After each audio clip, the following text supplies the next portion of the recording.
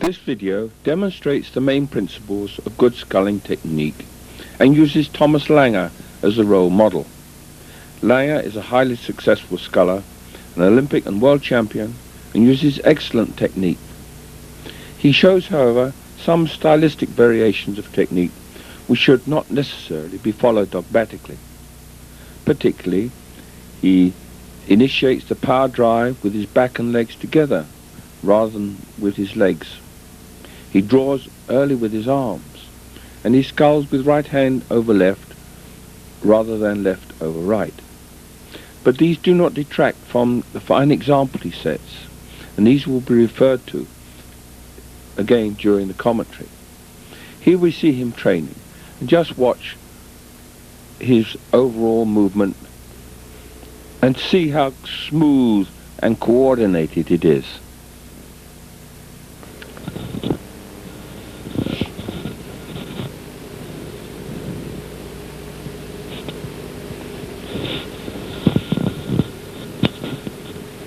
Now we can look at his movement in greater detail.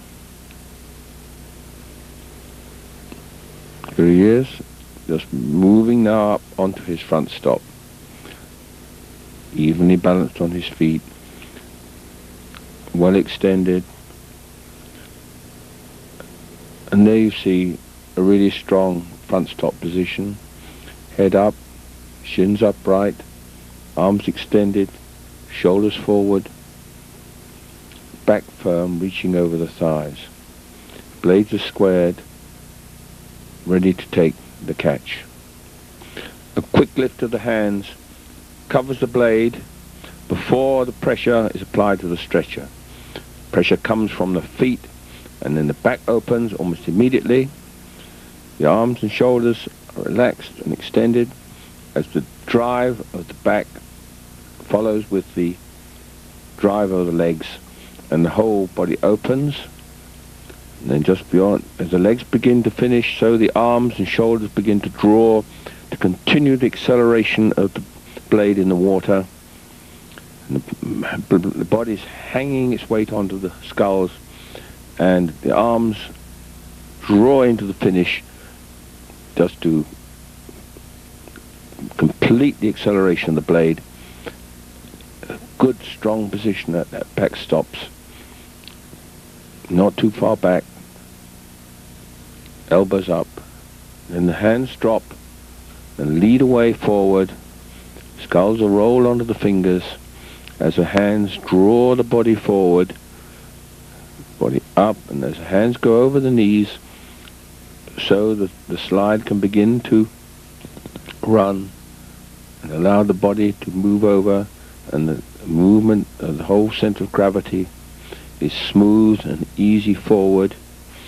As the hands draw out, the body reaches more and more as it comes up the slide, beautifully balanced on his feet until it's halfway forward, and by that time his body is reached as far as it needs to reach, and all he has to do is to let the slide run and the boat run up under him to bring him back onto the front stop position again. The wrists turned out to follow the blade around the pin, and you have him ready again to take the catch, and off he goes.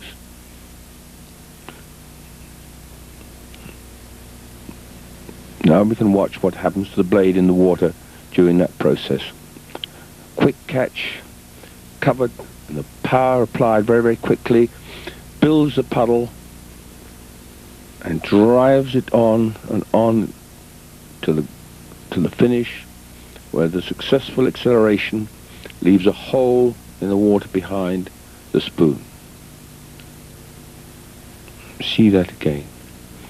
Blade squared well in time to make a really clean hook into the water, the power applied and the puddle building right the way through with the vortex behind, square exit, blades feathered, coming forward, just clear the water, square again, and lock, achieved by lifting those hands before the pressure is applied, and the acceleration achieved right the way through the stroke. Now we see how that coordinates with the actual body movement. There it is, right out on the front stop again, poised above the water, blades squared, cover. Now the power is applied as soon as the blades are covered, not before. The legs drive back and the body opens, producing that acceleration of the blade through the water, visible by the way in which the puddle is developed and built right the way through to the finish, to a square extraction. And the hands run down smooth and easily. The blade comes out really sweetly. And now you can see him in the race situation. The same easy movement forward,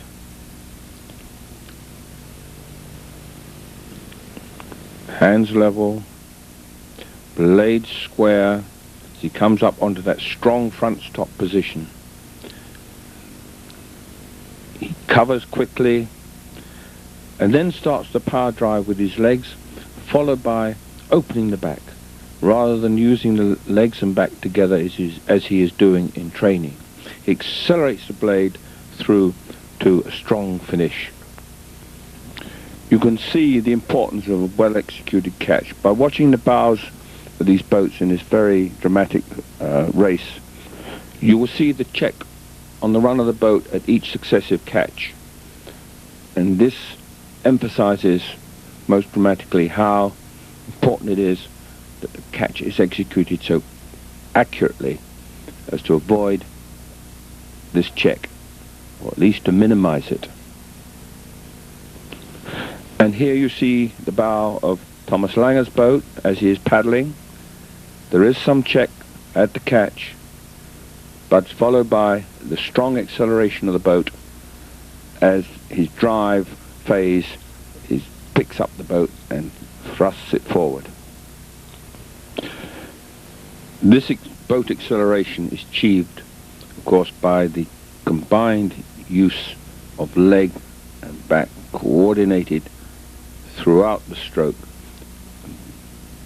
and the blade driven on with the arms and shoulders to conclude it. This action we saw before, and you can now see the importance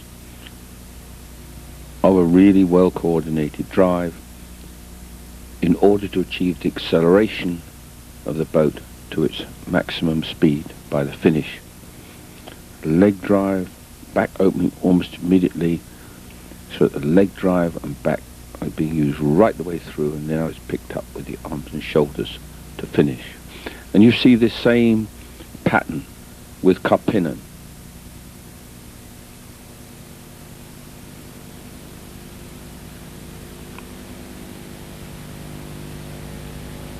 Watch now. Leg drive, back opening almost immediately, arms beginning to draw to accelerate the blades to the finish. Kolbe taking a little bit more leg drive but before he opens his back, but still using his back through a great part of the stroke while his legs are still driving. The additive force gives a maximum peak well before the right angle. And here we see the force time curve that this good coordination of leg, back, arms and shoulders will provide. A quick onset of power, driving to a maximum between 70 and 90 degrees to the line of the boat, and while the power then falls off, the back, arms and shoulders are able to maintain the acceleration of the boat to the finish. Most coaches have to watch the build of the puddle in the water and the bend of the skull to see that the power is being applied correctly. And here you see the skull now locking, building the puddle, coming up to 70 degrees, and you see the bend in the skull, signifying that the power is right at that point, and the acceleration to the finish. See, now you see the acceleration and the formation of that hole behind the skull, so that the blade can come out square, clean, and no impedance to the run of the boat. See that come out again, coming out square. It is able to do because it's been drawn correctly to the very finish. Now let's see how Lange is achieving this last part of the power phase with his back, arms and shoulders. You see at the front stop, arms extended, shoulders forward in their sockets. He begins his power phase, and as he's meeting now the midpoint with a major point of his drive, and his hands goes over his knees and he starts to draw with his arms and shoulders in, elbows up, comes to the finishing point just in front of his body and finishes it without attempting to bring the hands back beyond the body. Let's see him do it again. He tends to draw his arms much earlier than most people, but he has the power there to do it. You see now how the muscle beginning to draw. Now the main draw is coming on through his arms, his back, sitting back to his ultimate point, the arms and shoulders finishing off the draw. See, the shoulders go back, the elbows are kept high as he finishes just in front of his body. Efficient boat moving also requires a long stroke. It's not only essential that the stroke is long in the water, but also that the arc is appropriately distributed about the right angle point. This chart shows a sound sculling arc. You will see that the skull should make an angle of around 30 degrees with the bows of the boat, and is then sculled through an arc of 100 degrees. It is important that the greater part of this sculling arc is in front of the right angle, and in this case 60 degrees is achieved in the first part of the stroke. Many men scullers scull 5 degrees longer than this, and champions such as Colby and Karppinen even longer, much to the surprise of the biomechanic who measured them. On the arc below the level of the line of the boat is marked the point where maximum pressure should be reached. This is some 10 to 15 degrees before the skull is at right angles to the boat.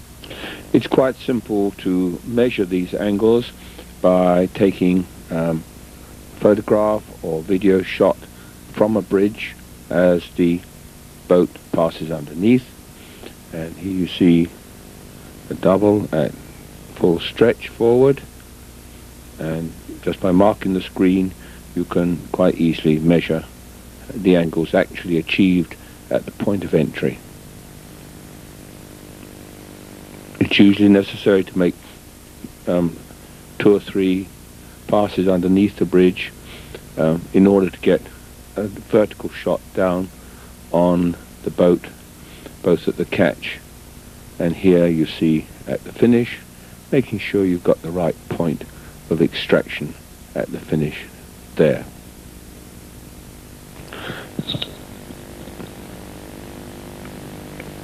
The recommended angles, however, should not be sought by overreaching, particularly at the front stop. And remember that good front stop position has to be there in order to achieve a successful power phase. And overreaching will only damage that.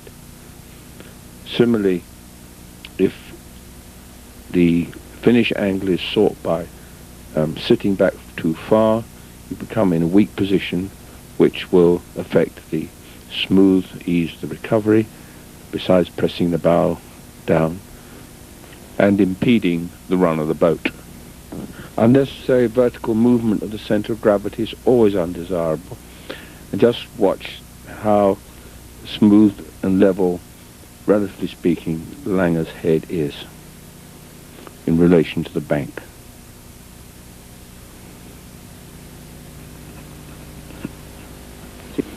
It is important that power is applied symmetrically to the boat by ensuring that two sculls work in unison. This will ensure that the boat runs perfectly straight. Catches must be timed accurately together with blades uniform height off the water. Finishes similarly must be extracted simultaneously. The movement forward, balanced and controlled, so that he arrives at the front stop in a symmetrical position, and the blades cover to the right depth, so pitches must be exactly matched, and the finishes can be extracted accurately, and the boat will then run on in a straight line.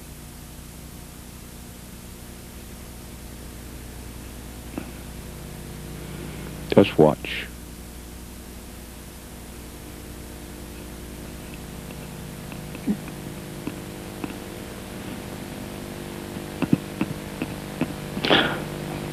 One hindrance to precisely symmetrical movement is, of course, the overlap of the sculls.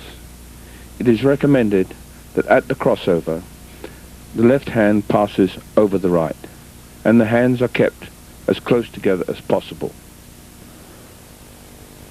Lange sculls right over left, and at the crossover, the lower hand lags slightly. This means that in the power phase, as the hands approach the crossing, the lower hand must be drawn a little faster, and after the crossing, the upper hand must be speeded up to bring it into the finish simultaneously with the other. If the hands are crossed one over the top of the other, the difference in power application to the two sculls is minimized. To facilitate this movement, the rig should be adjusted so that the left-hand rigger is set half a centimeter higher than the right.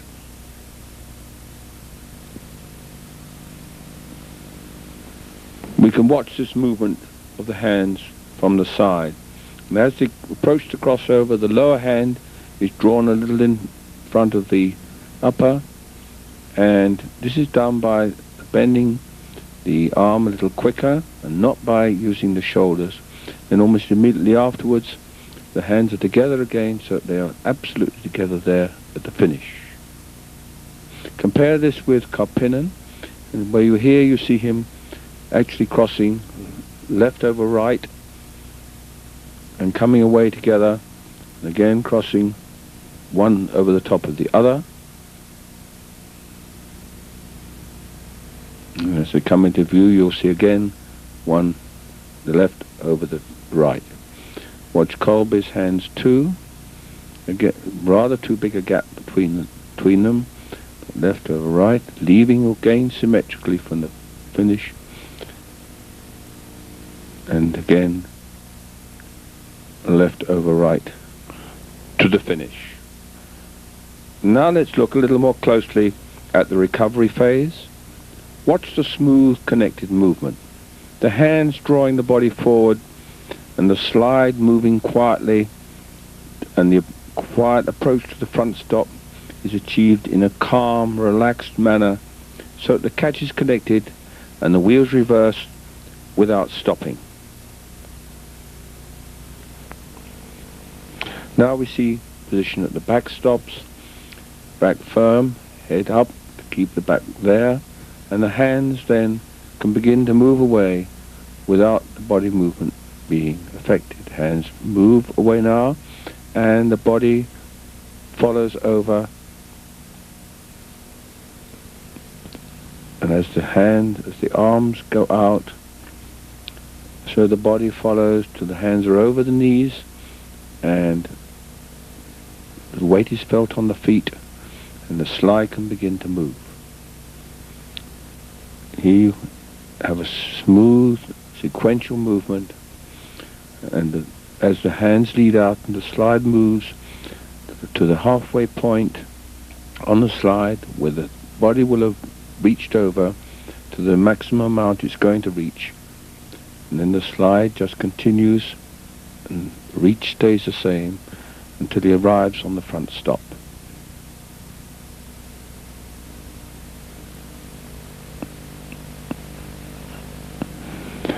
Now we'll have a look at the hand movement. It arrives at the finish, the hands drop and the skulls are feathered,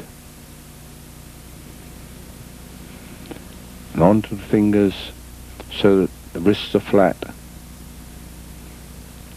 And then Lange allows his top hand to precede the lower slightly to the crossover, but it's recommended that the hands cross together.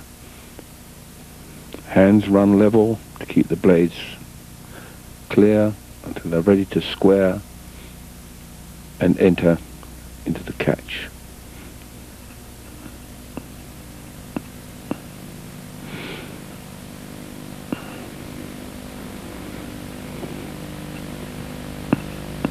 And the whole sequence is hands, body, and slide.